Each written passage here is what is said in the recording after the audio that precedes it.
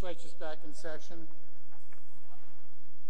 Senators, please note that during the break we have an amended agenda, and we set all of the bills in alphanumeric order.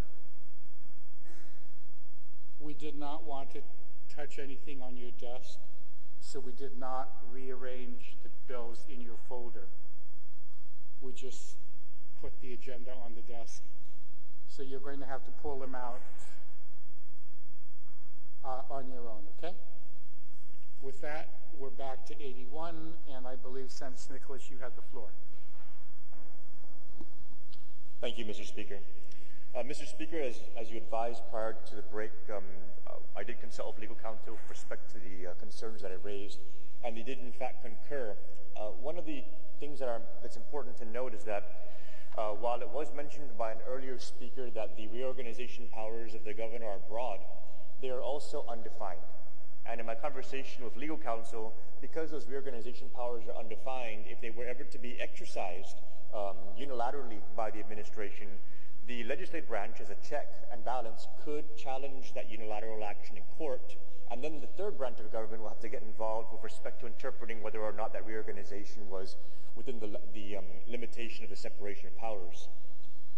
So the vague language that authorizes reorganization that currently exists, because it is broad, because the definition is wide open, it still allows for an engagement between the branches of government in order for the checks and balances to occur.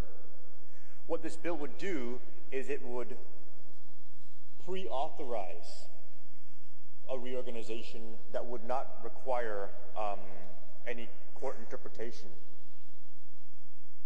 So what this bill would do is it would create the necessary components to exist for the governor to reorganize, and if the governor did follow what this bill says he has to follow, then any challenge in court would be thrown out, basically. So if we pass this bill, we're going to be giving a green light for reorganization specific to what this bill will authorize, as opposed to the broad definition that would still be open for any court challenges if the legislature felt that it was not if it was felt that it was not within the governor's power to do so. So again, this bill would, if the governor certifies that there's an emergency in health, it would automatically open the door for him to reorganize everything else, even if it's unrelated to health. Even if that emergency is unrelated to what he's doing, he can do it. And because the way the bill is written also, only he can decide when that emergency no longer exists. There's just a lot of open-ended elements to the legislation, and with that, I would perhaps like to prefer the opportunity to work with the author to add additional language that may allow it to be more specific to what it's originally intended. And I would like to, with that, request that perhaps we refer the bill back to committee for that kind of correspondence. Mr. Speaker. Senator Dragon. Thank you very much, Mr. Speaker. First of all, in regards to referring the bill back to the committee, I certainly stand in opposition of that particular motion. Secondly, Mr. Speaker, trying to invoke the courts into this entire process, we don't need to revert too far back in history, because the governor prior to the incumbent governor had tried to offer to reorganize the government of Guam into 12 separate entities. And in that case, the Attorney General came out and opined that, in fact, the Organic Act, it recognized the Organic Act of authority of the Governor of Guam is maintaining the Organic Act, but has to be consistent in terms of meeting certain parameters that are passed, laws that are passed by this body. So, Mr. Speaker, you know, I was trying to be as respectful as I possibly could be with regards to this measure, because the mover of the motion to send it back to committee had every opportunity to do his job. As the chair of that committee, if in fact you feel that a piece of legislation would be either too broad or detrimental to the community, then that committee chair owes it to the sponsor of the legislation to work with them at that time in the committee level so that whatever is reported out is either amended or there's a general understanding that when the legislation reaches the floor, then it will be amended accordingly. So, Mr. Speaker, I oppose the motion to send this back to the committee. It's either we agree with allowing the governor of Guam to restructure this government based on a certified emergency now, because it was confined to certified emergency that is attested to by the governor of Guam, and allow that governor to be able to take the initiative to restructure and right-size certain functions or departments and agencies. That is really at the heart of this. So to come out now and say there are other issues, and in trying to invoke the thought of it's going to the court system, not doing your job as the committee chair, I really have a very strong deference to that, because that's really where it should have, the amendment should have been provided. Now, understanding the process, if the amended version coming out of the committee would have been significantly different, then by standing rules, it would have necessitated a subsequent public hearing. But neither of that happened, Mr. Speaker, so I stand in opposition of referring the bill back to committee. There's been a motion to send the bill back to committee. All those in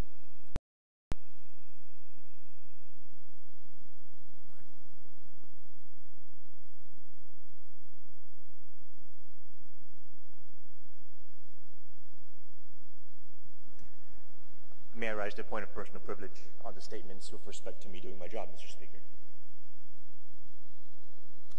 Thank you, Mr. Speaker. The committee did review the bill, and on the surface, similar to some of our other colleagues, we were at first wondering, what's this even for? If the power is already existing with the governor and it's so broad already, why even have the bill? We figured, okay, it was just one of those measures that, we want to make it look like we're making an effort, so okay, we'll pass it through. Fortunately, we are a deliberative body, and when my colleague from Santa Rita rose and raised her concerns, it made me look twice at the bill, and it made me realize that there is actually another facet to it that needs to be taken into consideration. And that facet is the fact that while the reorganization powers are broad, and while the retiring speaker mentioned previously that a reorganization effort was held up by a previous Attorney General, their rationale was because there was no definitive authorization for that particular reorganization at that time. What this bill will do is it will create the framework for reorganizations to take place. Exactly what needs to happen and exactly what can be done as a result of that happening. If the governor certifies an emergency in any area, he can supersede the budget, he can supersede existing law that created agency, he can supersede all of that, and he can move money wherever he wants if this bill becomes law. Now, I understand that the author had the intention of allowing for a reorganization to take place to address specifically the emergency, and then the amendments that were proffered for this bill were to ensure that when those emergencies were retired, that reorganization would be reversed, and I think that can be workable. I would like to, with this newfound knowledge, based on this deliberation on the bill of Bill 81, have the opportunity to work on that in committee. And I'd love to work with the author in order to put that language in place.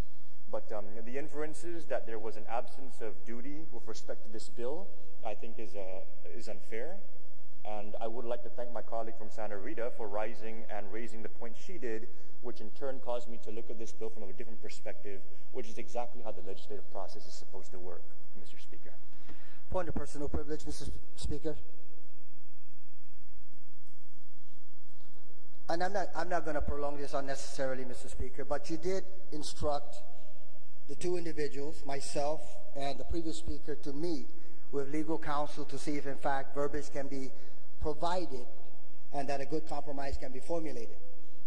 Mr. Speaker, I followed your instructions and I was able to communicate with legal counsel in regards to that, trying to refer back to to history and saying now this has become an issue, Mr. Speaker, that's where things should have been worked in the committee.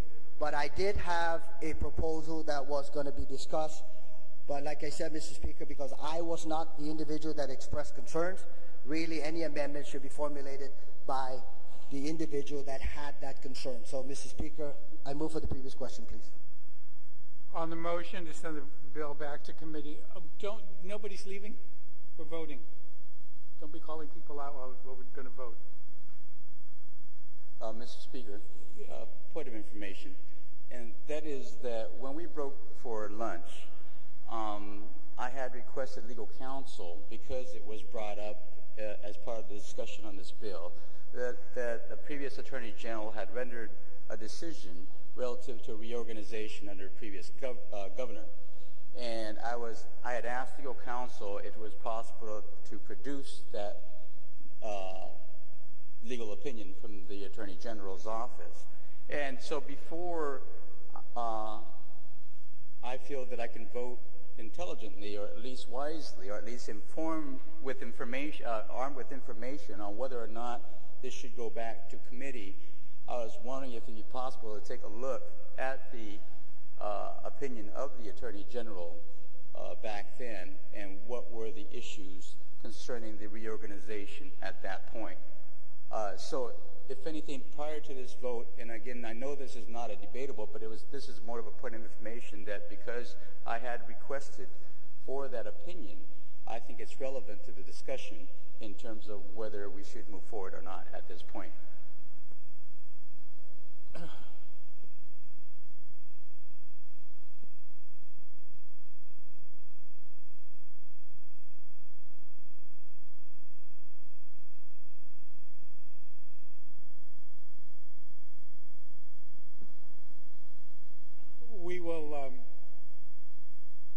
We will pass on this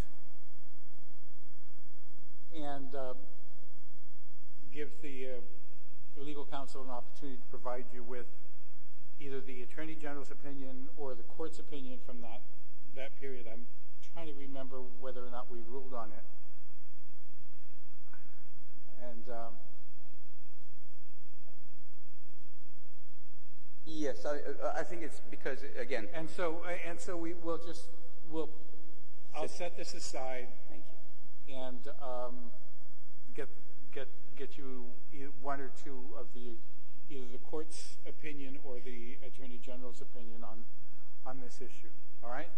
We're going to set this aside and come back to it. Thank you, Mr. Speaker. Mr. Majority Leader.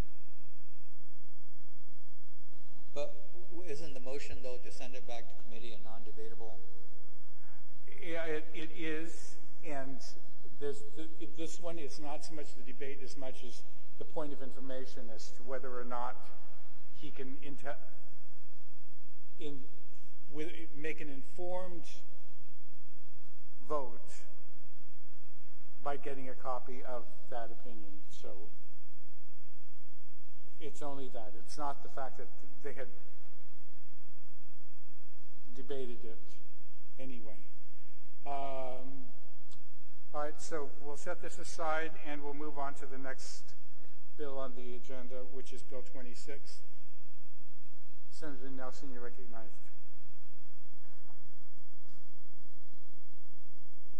Thank you, Mr. Speaker. If I can make a motion to move Bill 26-34 to the third reading file. On the motion, any objection? Hearing none, you're recognized. I speak on the bill.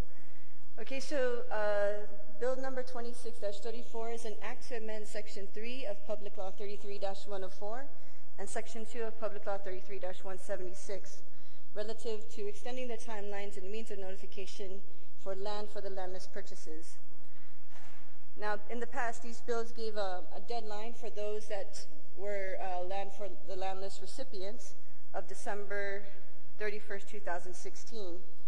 And at that end, at that timeline, there were 307 accounts that have defaulted on the Land for the Landless program. My concern when hearing this bill on the session floor was the actual movement of this land into the Chamorro Land Trust. And I received a letter here from the Department of Land Management from today, Mike Borja, June 26, 2017. And I'll just summarize it real quick or paraphrase. The Department of Land Management began the process to transfer the jurisdiction of the land assigned to defaulted accounts to the Chamorro Land Trust Commission. However, with the introduction of Bill number 26-34, the department suspended the transfer process until the outcome of the bill was known. And so essentially I was asking them if they had started to move the land for the landless lands of the defaulted accounts into the Chamorro Land Trust inventory. And Mr. Borja responded to specifically answer your question on the number of lots defaulted land for the landless program accounts that were transferred to the Chamorro Land Trust Commission following the end of the extended payment period, none. So to this date, none of the lands for the from the land for the landless program has been moved into the Chamorro Land Trust inventory. And that was a concern before we heard this bill on the floor. So we received verification today that none of the lands have been transferred. There were several concerns. Just to give you a quick history, when I first came into office, I was visited by Mayor Doris Lujan of Inarajan. And, a lot of the constituents came up to her saying they were concerned about their lands that they are currently living on being transferred into the Chamorro Land Trust due to non-payment. And so essentially we looked for this bill to extend and negotiate a payment plan with them. So it's giving the constituents a little bit more time. Now the way we approach this is the way it is seen in undocumented papers. They say defaulted accounts. So today there are 240 defaulted accounts. But I asked my colleagues to think a little bit more deeper than looking at it as defaulted accounts, but rather looking at it as 240 families that will be affected, 240 families that will lose their land. And this was a very good program because essentially the government wanted to help our residents, our low-income family earners, to have a piece of property so that they can build homes and so that they can sustain themselves. And so essentially this bill is just asking for a little bit more timeline to allow these people to negotiate their plan. And it's been significant. Since 2011, in 2011, there were currently 443 defaulted accounts. Now in 2016, that went down to 356. So 356, 443 minus 356 is a little more than 100 that has decreased in the defaulted accounts. And then as of June 2017, again, the defaulted accounts decreased to 240. So these are 240 families that will be affected if we do not give them an opportunity to negotiate a payment plan. But I'm proposing that perhaps we can do a little bit more. If these families are not able to pay the $2,500 plus 4.5% interest rate from when the land was awarded to them, perhaps we can also install some kind of work program for them so that if they don't have the money, they can perform work within the government to resolve these accounts.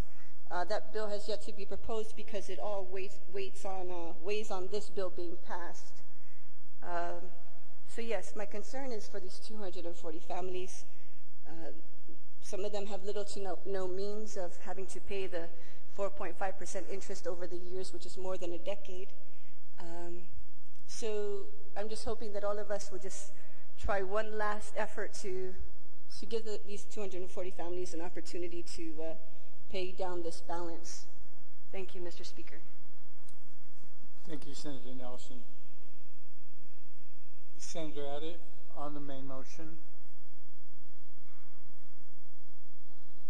Thank you, Mr. Speaker. Mr. Speaker, I think that Bill 26 certainly has a lot of noble intentions to it.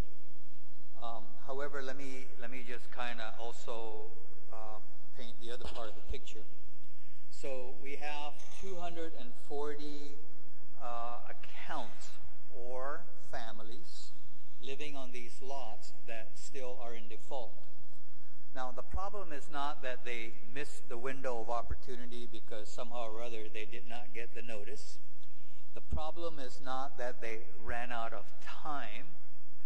We can give them all the time that they need. And the problem that we have can be described. For example, we have some families that they initially got the lots. They put down the down payments. Maybe they made a couple of payments. In the meantime, they were building their house, and then for one reason or another, did not continue on with the payments. So with those, sure.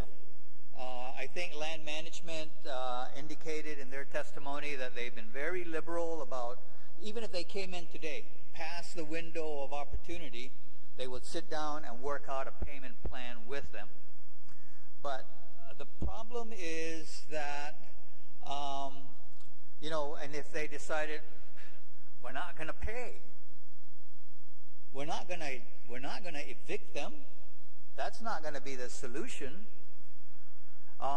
There's another category of the default accounts, and those are the ones that basically, they continue making payment, and then the actual individual that got the lot passed away. And so it's either in probate or whatever. But at any rate, we're talking about there's probably about 60 of these families that are in that situation. And giving them more time is not necessarily going to be the solution. More so than that, maybe what's going to have to happen is legislation needs to be introduced that would basically say, okay, let's treat these 60 families like the Arrendo program. They are already there in the lot. You're not going to evict them. So basically give them a 99-year lease, but they will never get the fee simple deed to that lot, unlike the other land for the landless holders. That still leaves about another, probably another 180. And those are the ones that, some of them have come in and they inquired and they basically said, never mind. It's not worth it. Or maybe they're not eligible anymore, because to be eligible for a land for the landless lot, you have to be landless. And so after 20 years has elapsed, well, they're in a better economic situation now, and they probably own land, so therefore they're really not eligible anymore. So I'm not convinced that giving them more time is really the right way. Now, again, the suggestion was made was maybe we can sit down and work out something like maybe some kind of a work program that they can get on, so that they can be credited towards the payment of what they owe. Well, if we're going to do that, I think we need to be more definitive about what that is.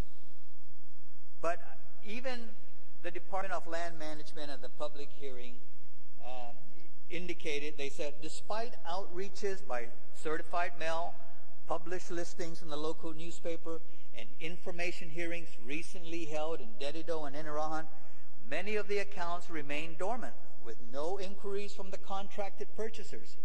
The department remains hopeful to settle each of these default accounts, especially those with inhabited homes.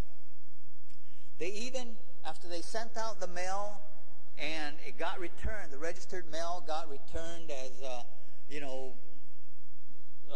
for whatever reason that the post office returns it, they went out to the village and they visited the mayor's office and asked, where can we find John Doe?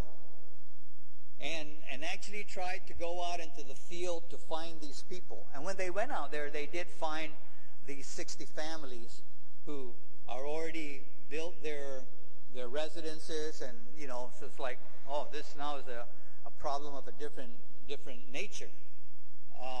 But there is that group, about 60 families. But I'm not convinced that giving them more time. Now,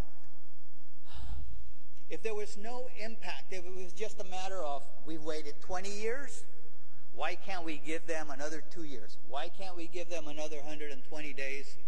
What's the rush? Well, the rush is that land management is holding back in closing down this program and turning around and then transferring to the Chamorro Land Trust so that they can turn around and issue leases to eligible applicants from the Chamorro Land Trust program to be given these lots so that they can begin. There's 8,000 of these people who put in their applications in 1995. And the reason why we haven't been able to address those, many of those, is because many of Chamorro Land Trust properties have not been surveyed.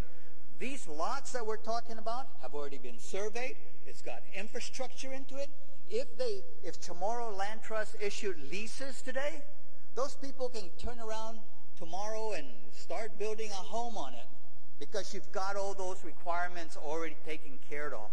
So that's the so what part of, holding back and just keeping this program languishing further after 20 years. That's the downside of doing this. And land management is, hoping like, oh gosh, I hope we don't get matilik for not doing what the law is saying, that after the window of opportunity closes, you transfer this property into the Chamorro Land Trust. So that's a concern that I have, Mr. Speaker. And although, I think we want to give our people as much opportunity as possible to have a piece of land and be able to raise their family, hey, I'm all for that. But is this really the solution? And, we have had public hearings and people haven't been calling my office. And we have a very active dialogue with the Inarajan mayor and the Dedido mayor. And they have never called and said, Senator, we have this family here who, they don't know what to do or they can't make ends meet. So I applaud the effort, but we've got to bring this program to a close so that we can open a new chapter with the Chamorro Land Trust and give out the properties, those that do not have families living on them. It's about 180 lots. There are the 60 lots. Those needs to be, I recognize, they need to be addressed, but giving them 2 years more, 120 days more, it's just not going to do it because their problem, their challenge is of a different nature. Thank you. Thank you, Senator. On the main motion, any other senator wish to be heard? Any other senator wish to be heard on the main motion? Senator Espaldon. Thank you, Mr. Speaker. Mr. Speaker, I was at the public hearing on this particular bill, but I would like to, if it's, I would like to ask the previous speaker, since he's very knowledgeable on Chamorro Land Trust, since he is the chairman of on the Land Committee, I believe, and if he would yield to a question, and really the question would be that if we don't pass this legislation, what happens to the properties that are in default but have homes on them? Do they then will they then be placed back into the Chamorro Land Trust inventory and then be given out to other families? I guess that's my concern. Those lots that do not have any homes built after all these years, I probably agree, should be turned back. But those properties that do have homes on them, I guess the question is, what happens to those if we don't give them more time? And I was hoping that maybe the previous speaker, not necessarily the author, might be able to address that question for us. Senator, do you yield? Yes, Mr. Speaker. And I did indicate that those 60 families that we're talking about, the solution to that situation is of a different nature. One, we will not evict those families. Those families will not be evicted, but they're living. The contract for living on that land is going to be different. So what happens is that the guy, the land for the landless guy, who got that lot and paid off the $2,500, after 10 years he can turn around and sell that land. He gets the fee simple deed, right? Now, what we could probably do with these 60 families, in fact, what should be done with these 60 families is that then let's say a 50-year lease be given to them, and you can live on that, and that gives you 50 years to figure out something for whatever's going on, but you will never own that land, and you can never turn around and sell it the way the other land for the landless owners can. But the bottom line is nobody gets evicted. Just like when the Chamorro Land Trust program first started, right? We had this arrendo program, and the law was very clear. If there's somebody living on that land, he automatically stays on that land, and he gets a 99-year lease. So I don't think that their livelihood is going to be necessarily threatened. We just got to sit down and take each situation. There are some that, for example, the original landowner, the land that was given to, passed away, and they're in probate, or may not even be in probate because they can't afford the lawyer. So, each of those 60 cases have to be treated differently, but at the very least, we got to release the 180 vacant lots, return those to the Chamorro Land Trust, so that Chamorro Land Trust can turn around and issue them to families that are waiting for a piece of the land.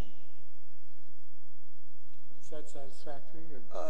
He did answer for the most part, and he did put out some good explanations, and I would agree with in part with some of the things he says. I guess the question in my mind at this point is whether those suggestions or the assertion made that those who have homes will not be told to leave, right? I guess the follow-up question is that an existing policy right now, or is that something that we need to do and introduce legislation on for that concept to become effective? And I guess that's the follow-up question to the good author. To the good chairman. And I would say yes. Why hasn't it been introduced? Well, I just got overwhelmed by, first of all, the particular law. The clock is still ticking. It hasn't quite closed. The senator introduced a law, so we stood back to watch how it's going to go. But no, it hasn't. And I certainly, that would be on my checklist to do, and certainly be happy to work with you, Senator. But, I'll be the first to say no one gets thrown out of the land if they've been there from the very beginning. Thank you. So just to be clear, that means that the clock has not run out yet in terms of those who have defaulted and had that opportunity by the public law under the 33rd Guam Legislature. So there is time to save them, because if the clock has already stopped, then regardless of what we say on this floor, whatever is an existing law right now, and whatever good intentions we may have in terms of what should not happen to those who have already built a house on it, really are just words. And I guess that's the point I'm not really clear on yet. Whether there is anything that protects those who have built a house and for whatever reason have not been able to make payment on that property, whether they will be evicted. In concept, yes, we will protect them, but if the law says right now that if the law that was passed in the 33rd Guam Legislature has now stopped, then the law would be that any of those properties who have not paid yet, their properties are now, even if they have a house on it, are now in danger of being placed back into the inventory, and those who have built houses will just kind of lose out on that. I mean, that's kind of like what I'm understanding on the floor. I might be wrong, but I hope I'm stand to be corrected. I think Just a point of it would information. help if you shared that letter from Mr. Borja, and maybe that might give Just a point of information, Mr. Speaker. just copies. Make copies for everybody so they can read it. They can make their yes. The question about is the clock still ticking? No, the clock actually stopped on December 16, December 31st, 2016. That was the end of the extended timelines. But land management has been holding off on anything further.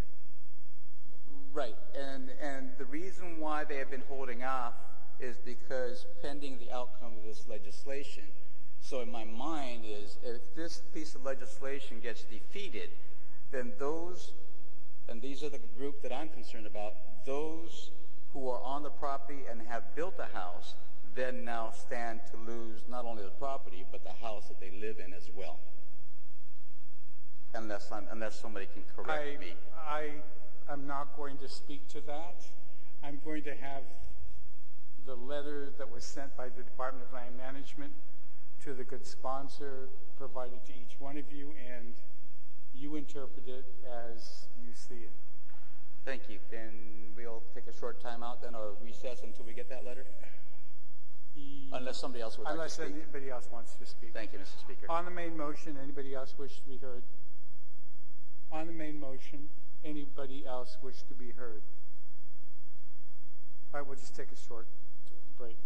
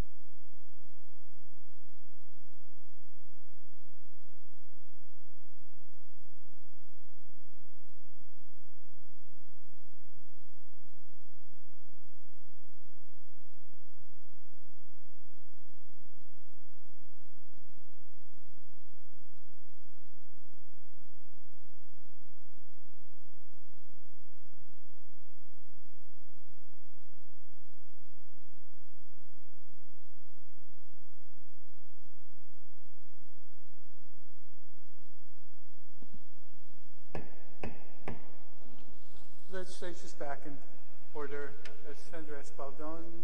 Thank you, Mr. Speaker, and thank you for the time to be able to read this testimony by the Director of Land Management.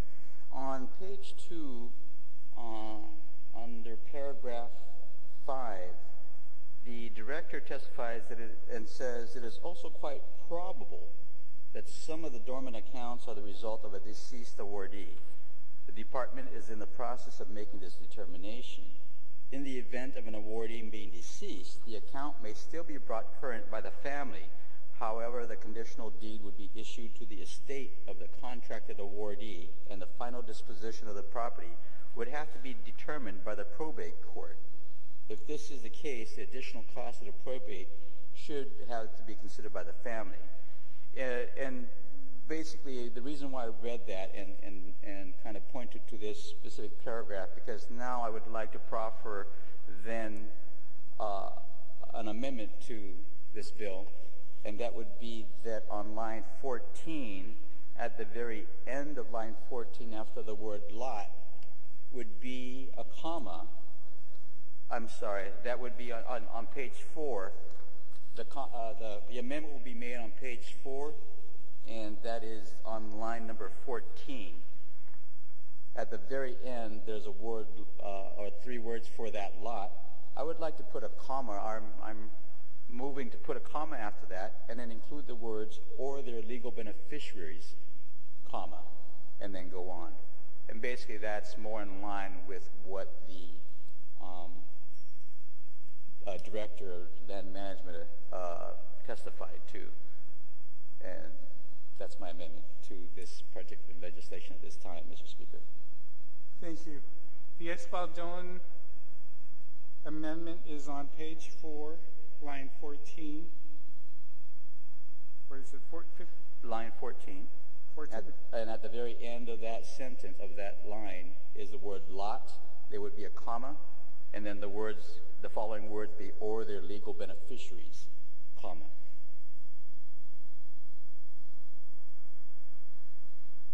Does everybody understand that?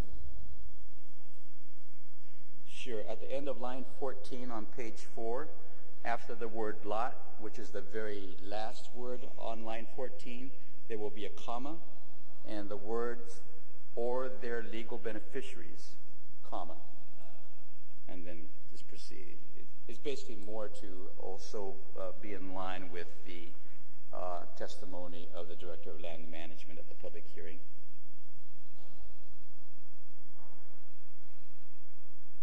Does everybody understand that amendment?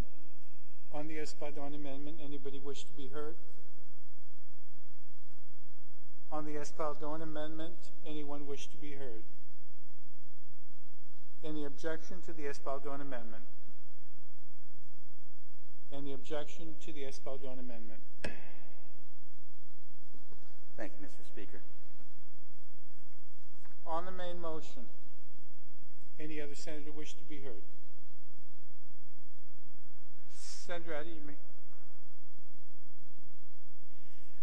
I would like to, I pointed out that we have these 60 lots approximately that have occupants on the lot. Those are the ones that really need to be addressed. And so I would like to suggest that maybe we can address that here on page 2, section 2, line 10. So actually, section 2 there, starting at line 6, it says transfer of trust, Chamorro Homelands. It says the Department of Land Management is hereby directed to transfer all titles and maps of lots in the land for the landless subdivisions and all other such subdivisions which have contracts that have expired and or foreclosed or are unsold, comma, and are not occupied to the Chamorro Land Trust Commission's available lands inventory.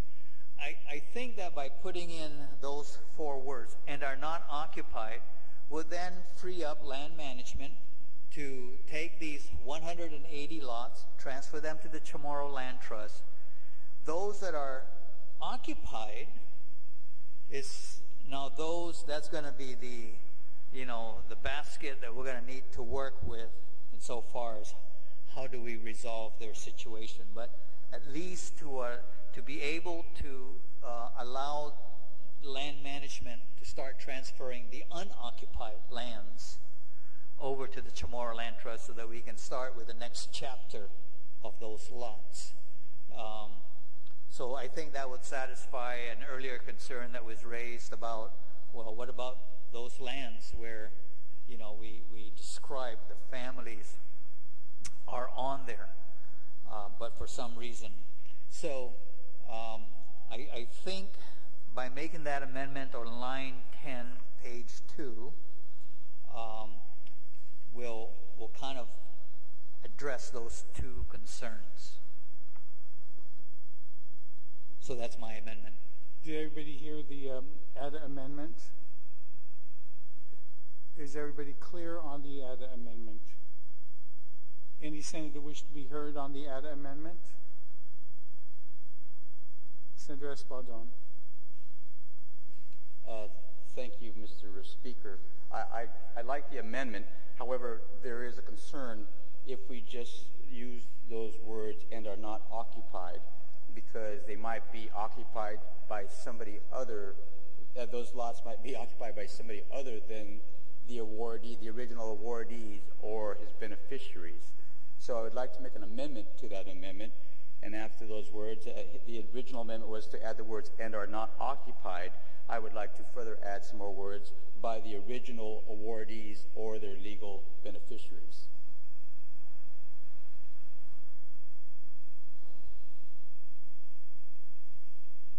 Does everybody understand the combined amendment?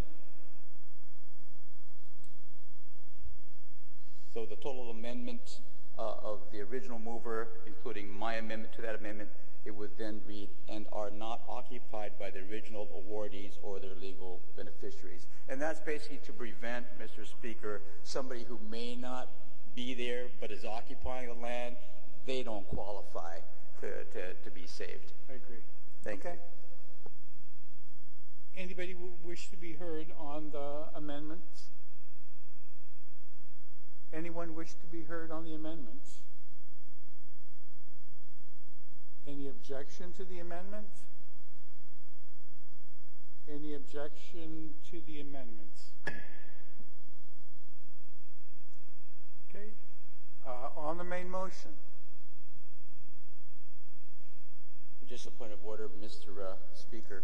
Actually, the ruling should have been your amendment and then his. The amendment, and so we're now on the original amendment. On the ADA amendment. Any objection to the ADA amendment as amended by the Espadon amendment? Any objection?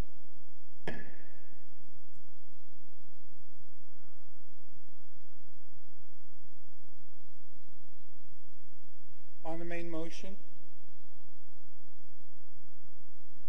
On the main motion. If not, the sponsor is invited to close.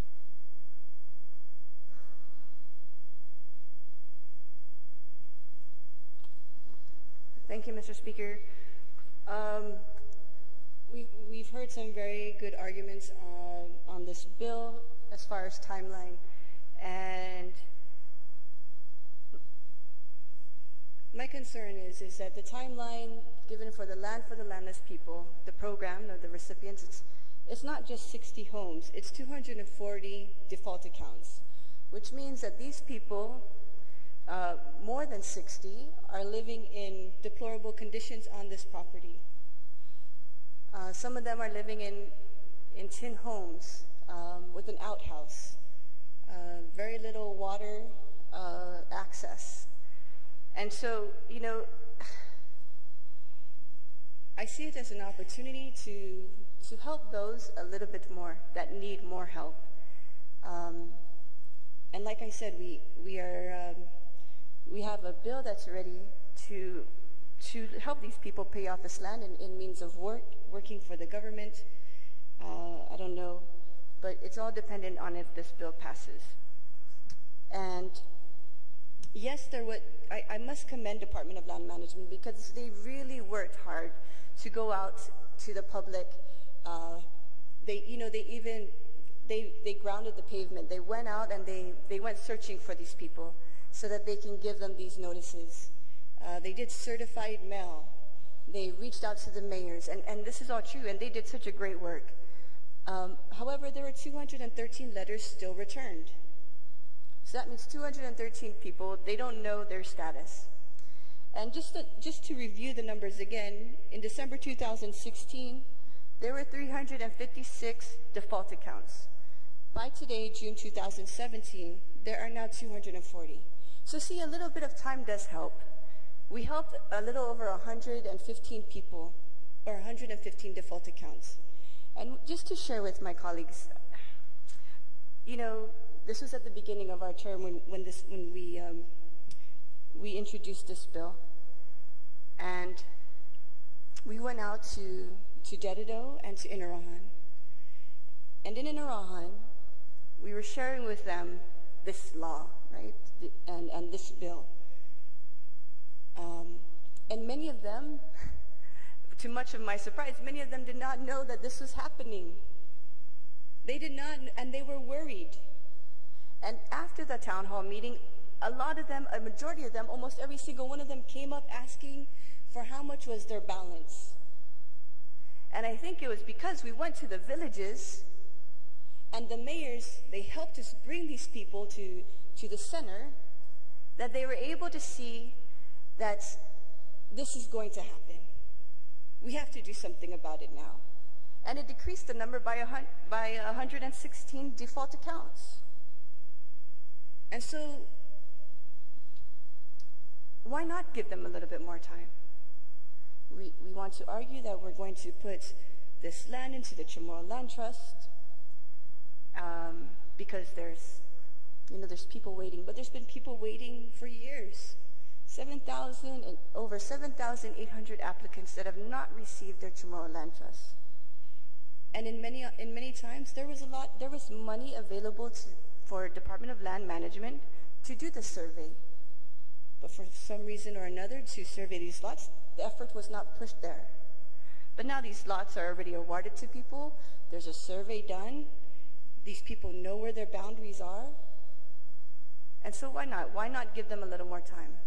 Why not go down to the village and go see how they live? I personally went there, and I saw how they live. We're in the capacity to help. If time is the argument, then why do we still have 7,800 applicants waiting at Chamorro Land Trust for their land? So, colleagues, I humbly ask your support. Thank you, Mr. Speaker. On the motion to send the bill to the voting file, any objection? Next on the agenda is Bill 40. Senator Torres, are you ready today? Okay. We'll set it aside, and we'll go on to Bill 48. Senator Muñoz, are you prepared? All right.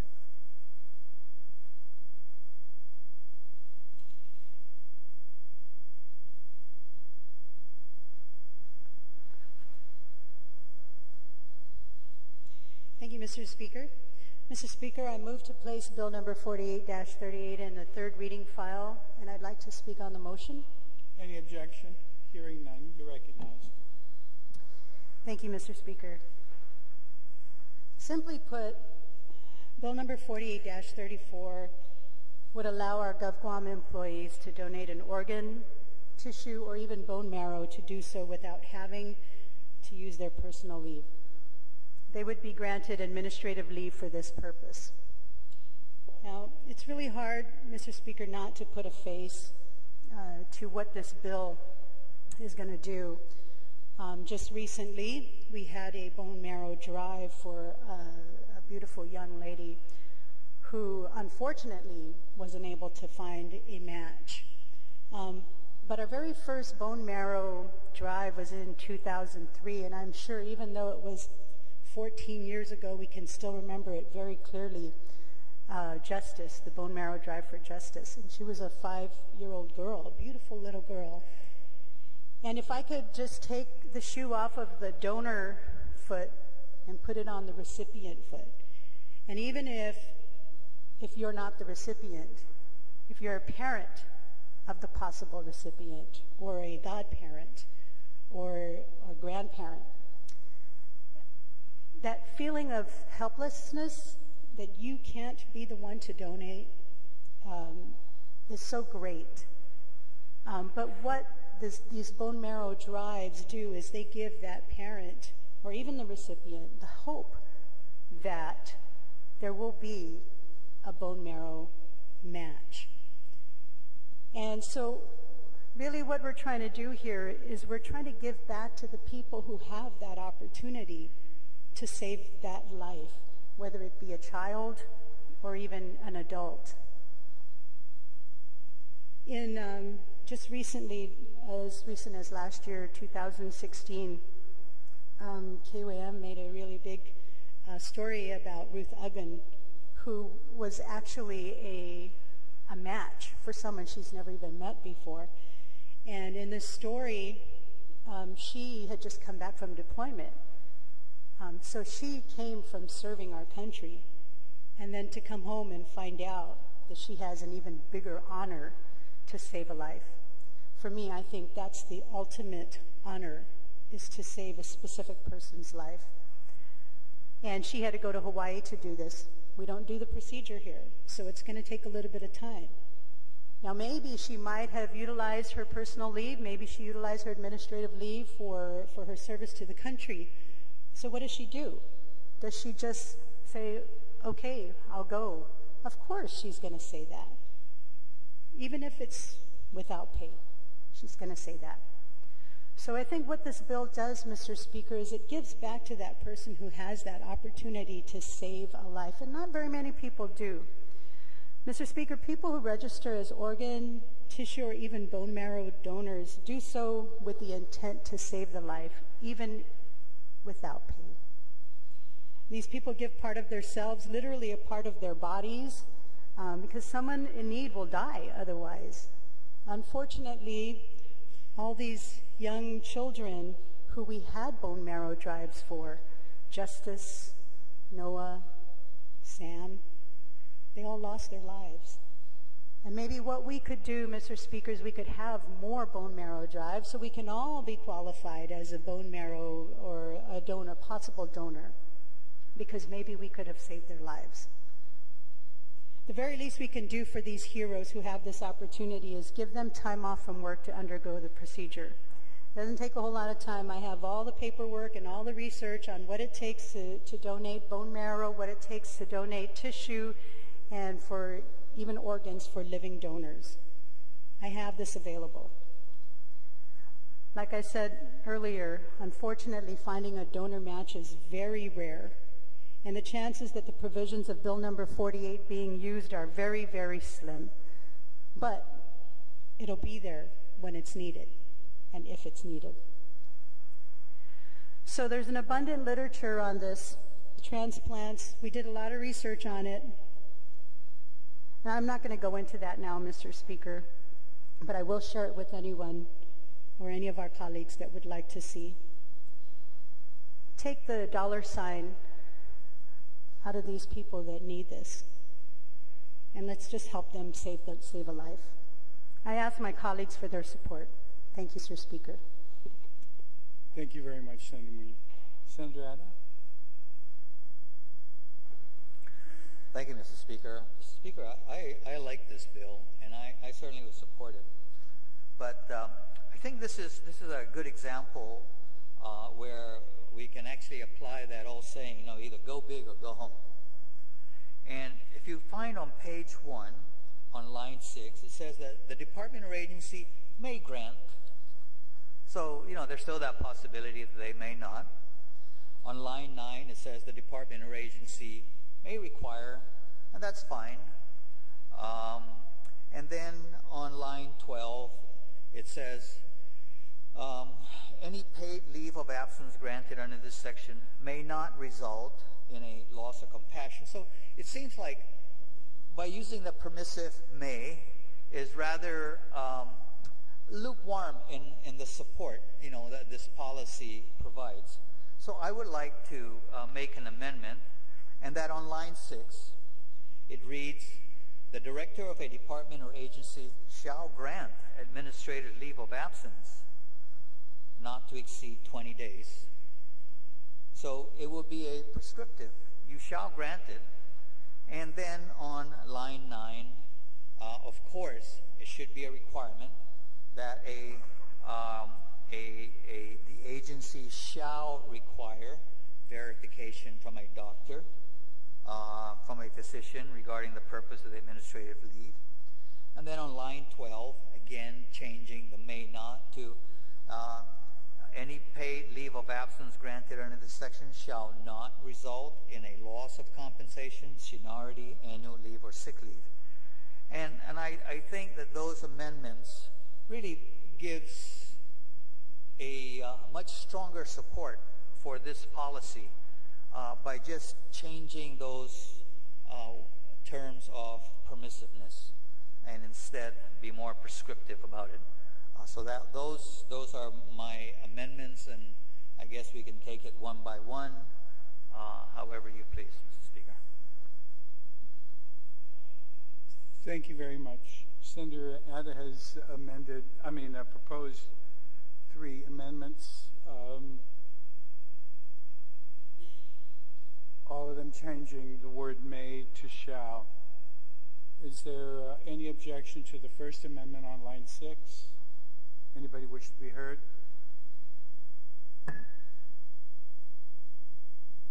On the amendment on line 9, changing may to shall. Any objection? Anybody wish to be heard? And on line 12,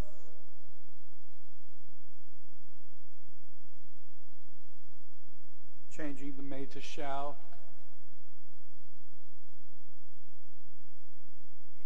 Any objection? Anybody wish to be heard? Thank you. On the main motion, any other senator wish to be heard on the bill? Senator Mary Torres.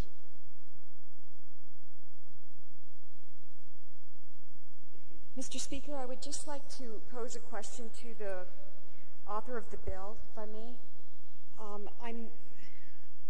As I contemplate this administrative leave, I do recall that the government of Guam, and perhaps I'm mistaken, has a leave sharing policy where in instances of critical illness or terminal illness, that there is a policy where we can utilize a pool of donated sick leave, as I recall. And the reason that I ask this is I have some issues with administrative leave being used, and I know that our government is stretched and we're always looking for ways to compensate for government workers who are ill, terminally ill, and we've been over generous in how we can accommodate people in their times of need. And while I see this as an extreme humanitarian effort to donate tissue or bone marrow or organs, it is a rather exceptional act that one person can do for another. But it's also a very extraordinary measure, and I don't know that I don't necessarily agree that administrative leave is appropriate in this case, because I think that our government has mechanisms to accommodate these types of instances and to allow someone to help another person. But to the author, are you aware, as you prepared this bill, of any other mechanisms that have already been put in place that perhaps could accommodate this type of a scenario should it ever arise? Do you yield, Senator Muñoz?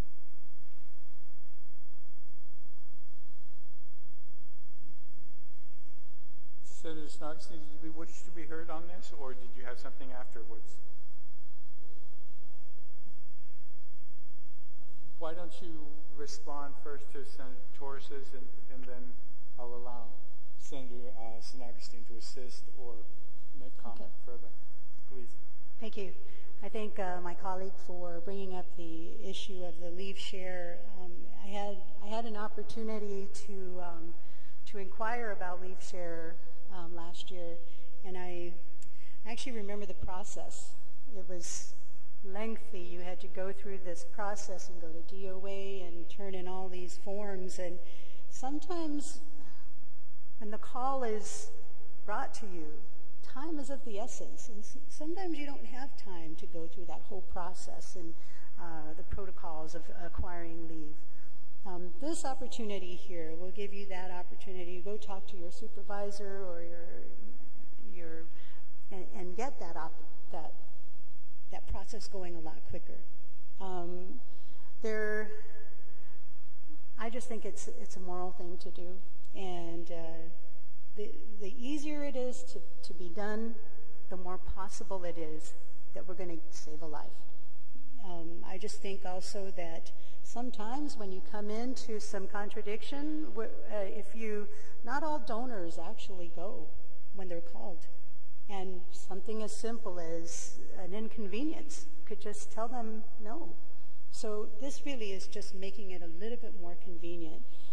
I don't know if anybody, maybe just a handful, maybe even less than a handful of us know how many people were actually called. It's very rare. It's very rare. I'm not sure if the impact is as great as what my colleague thinks it is, but it's very rare. Thank you. Thank you very much. I don't know if that addressed your concern, Senator Torres. It does, and I guess what I want to speak to is the idea that, while we think that this is a way to get people to go off, I just know in my gut that most people that would be donors, it's not done because of an economic factor. It's done for something far greater than that. I know of only 2 people in my old age that have ever been organ donors, neither of whom were government employees, but what drove them to go to that extreme had nothing to do with pay. And my point is, we already within our structure have a mechanism to accommodate someone in that extreme circumstance. And, there comes a time where we really should work within the framework that we've already established. I mean, we've already got these exceptions to the rules, and to have an exception on top of an exception to the rule is just, at some point, where do we contain ourselves? Because we are talking about something so rare. I mean, I've only known of 2 situations that where that has occurred, and one involved a lengthy process, and the other one did not. But it certainly wasn't a motivator. That was the decision was made based on an economic factor. So that's just my point. Thank you very much. Senator San Agustin, did you wish to contribute to this discussion? Yes, Mr. Speaker. I just wanted to add an additional amendment to what Senator Tom, my colleague here, brought up. To amend on page 2 there, send number 3, to change the may to shall, and then delete the at the discretion of the head or director of the department or agency.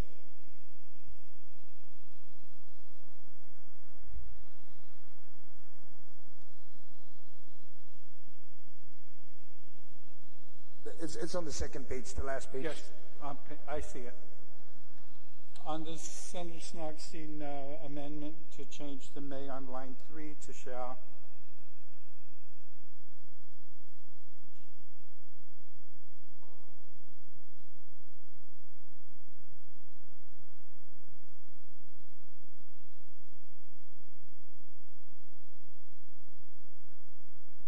Any senator wish to be heard on it? Senator Espaldon. I guess just syntax-wise, when we start talking about the construction of this sentence, administrative leave allowed under this section right now as it reads, may be extended, comma, at the discretion of the head or director of the department or agency, etc. By inserting the word shall and taking out may, then the following words are no longer relevant because it's no longer discretionary. So administrative leave allowed under this section shall be extended, because if we don't do something about the other words, shall be extended at the discretion of the head or director of the department or agency. So once you put shall, there is no more discretion. And I just want to bring up that point at this juncture. Yes, I believe there probably should be another amendment at the discretion of, should be struck and the preposition by, but that'll be Mr. Speaker, that's what I said when I said on line 13. Allow under this section shall, may be replaced by shall be extended, and delete at the discretion of the head or director of the department or agency. And then it just continues. Okay, so there's the deletion of those 4 words. All right. But there probably needs to be a preposition by.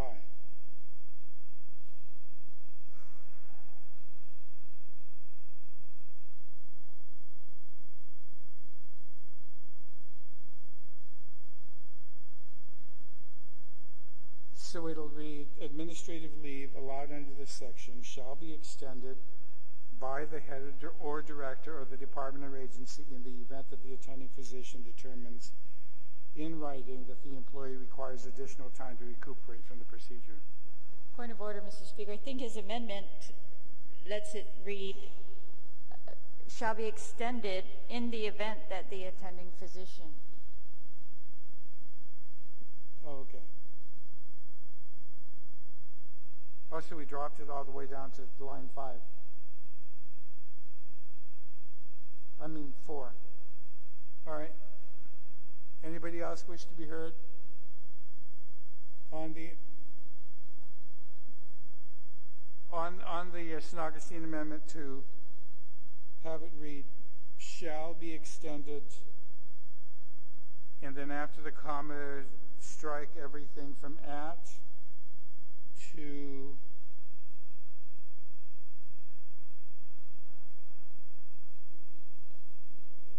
agency, and it'll be in the event of the attending physician. Does everybody get that? Everybody understand that amendment? Anybody wish to be heard? Just a technical thing, Mr. And it would have to include the strikeout should include the comma after the word extended. Okay. Anybody wish to be heard? Senator Torres. Just a follow-up question, if I may. This bill is to the benefit of a donor. If there's a situation where the recipient is also a Government of Guam employee or a person going off for a transplant, would they be adversely, or would there be a disadvantage to them in not having administrative leave granted as well? I understand that this is to incentivize the donor. But when we're talking about the saving of a life, I mean, is that a totally different issue, or is that something that also needs to be contemplated if you're giving some advantage to one group and not to another in a similarly situated circumstance?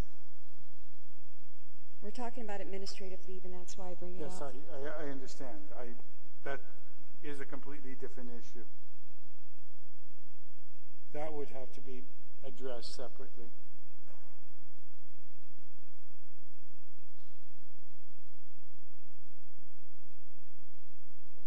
On the San Augustine amendment, and yes, Senator, Vice Speaker, you wish to?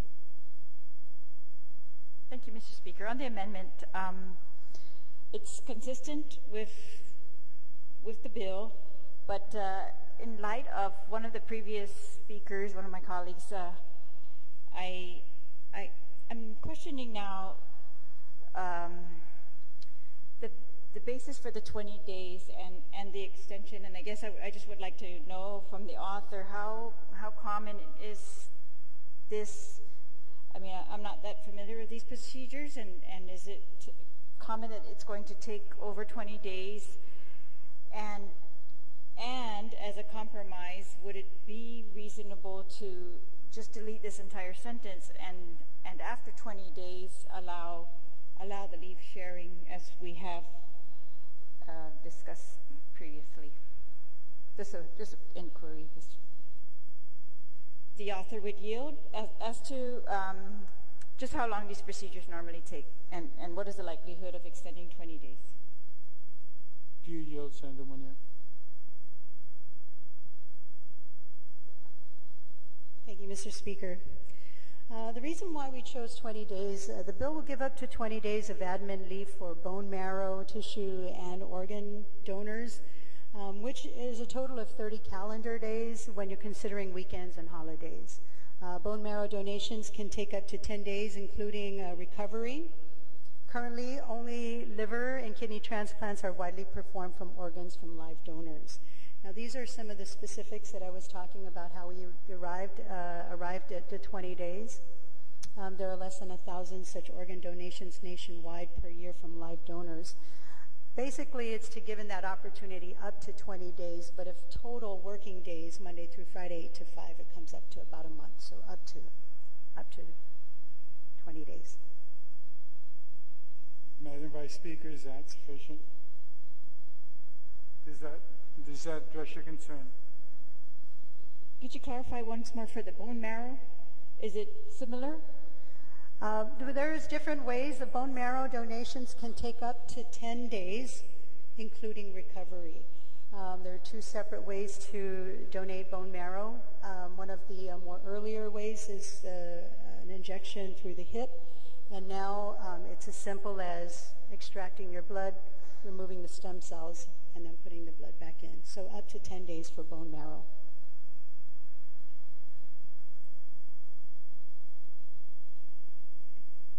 That satisfies my inquiry. Thank you very much. So,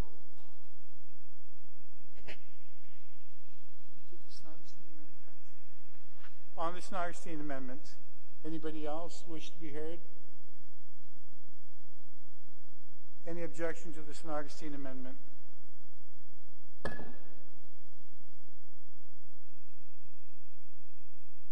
On the main motion, any other senator wish to be heard? Senator Lee.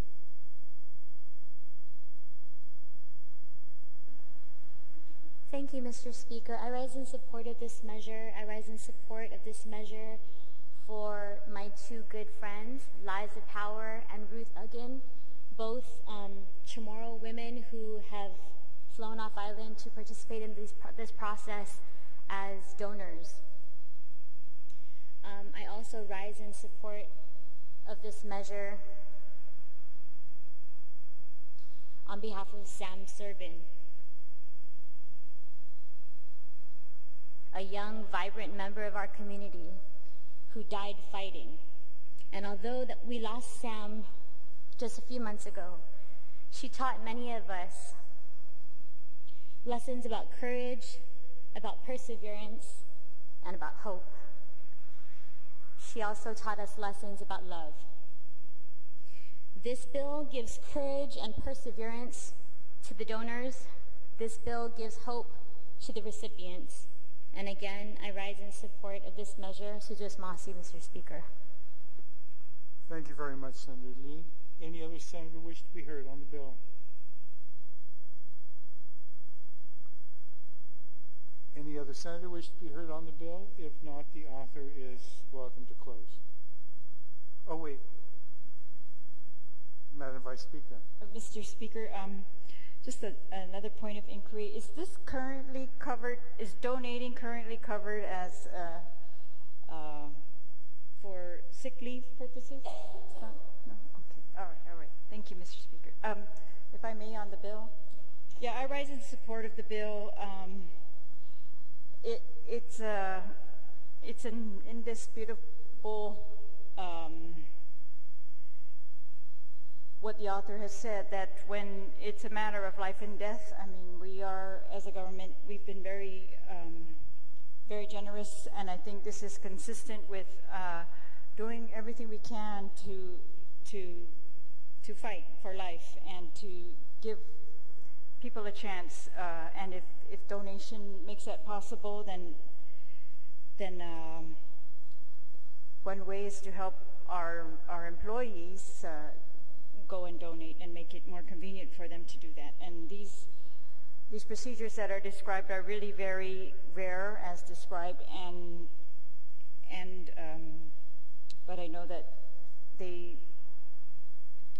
just can't in any other way meet that purpose. So I thank the author for the bill, and I stand in support. Thank you, Mr. Speaker. Thank you very much. Any other senator wish to be heard on the bill? If not, I invite the sponsor to close.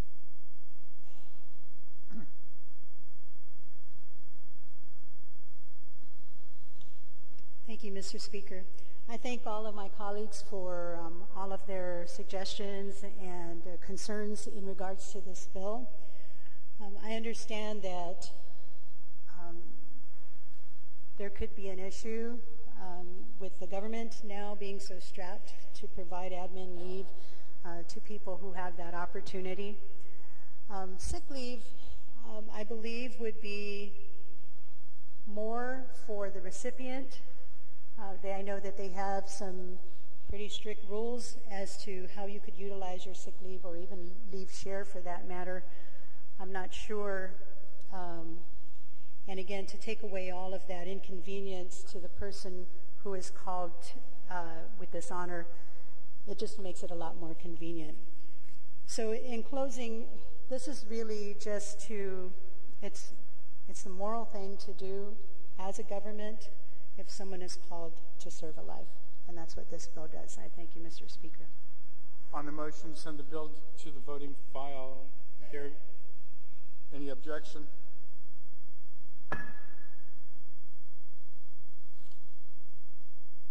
Next on the agenda is Bill 69. If the sponsors would mind, could I pass on this one?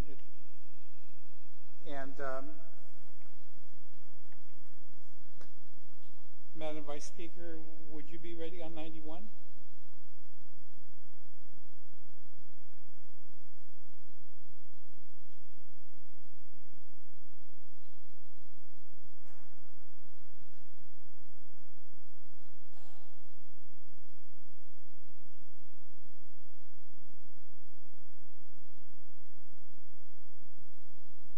Thank you, Mr. Speaker. I rise to move that Bill 91-34, as amended by the Committee on Culture and Justice, be placed in the third reading. Any objection? Hearing none. Bill number 91-34.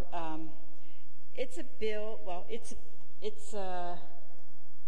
amending sections 1602 and 1603 of Title I. GCA relative to promoting affordable access to updated and searchable laws, rules, and regulations, executive orders, attorney general opinions, and court decisions. It makes some changes to the current compiler's responsibilities to include reporting of the Superior Court cases and monthly updates, and also requires that the publications made by the compiler, that they are in a searchable format and that they are placed on the website. The compiler currently does an excellent job at putting on the website everything that is currently required, that is available to her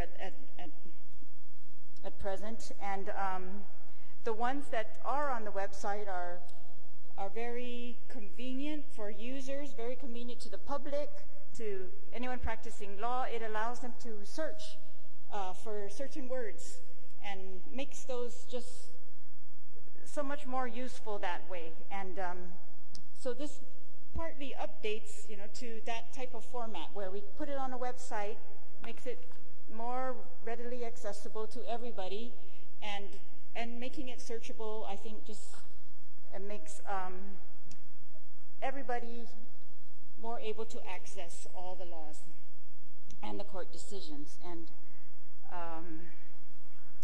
so pretty much it's intended for that, Mr. Speaker. It's to allow further access to our laws, to let everybody be on the same field when it comes to knowing what the government's up to, knowing what their responsibilities are, how their businesses are going to be, what standards their businesses are going to be held to. And the compiler has testified that in support of this bill, and she has asked that there be a 180-day, they should be given 180 days to comply. And so in the committee we did add Section 4 that says the compiler will be allowed 180 days from enactment to prepare and fully comply with this act relative to the Superior Court cases. The rest of the stuff, I think she's readily able to proceed with. So I ask my colleagues to support this bill, Mr. Speaker. Thank you. Any senator wish to be heard on the main motion? Bill 91.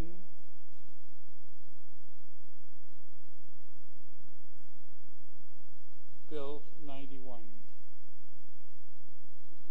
On the main motion, any senator wish to be heard? If not, Madam Vice Speaker, you're welcome to close. Thank you again, Mr. Speaker, and thank you to my colleagues. And I hope that this will further the public's access and everyone responsible for carrying out the laws, all of their access as well, agencies, everybody's access to court decisions, laws, in a very, very usable format. And I thank you again, Mr. Speaker. Thank you very much. On the motion to send Bill 91 down to the voting file, any objection?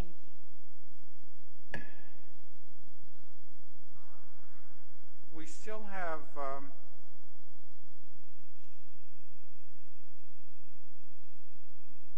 Senator Espaldon, have you had a chance to review the decisions or the opinions given to you, or do you still wish time?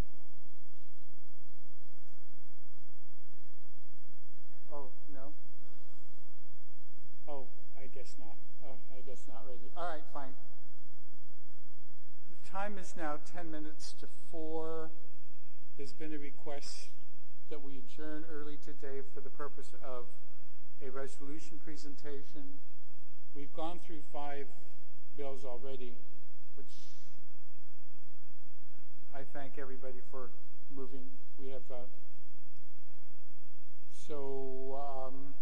we'll recess until 9 tomorrow morning. Oh, wait, Senator. Thank you very much, Mr. Speaker.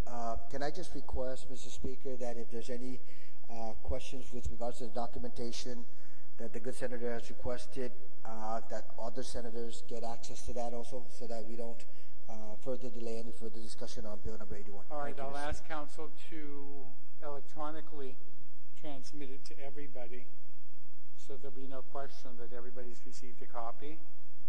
All right, and has had a chance to review all those opinions. And so we'll recess until 9 tomorrow morning.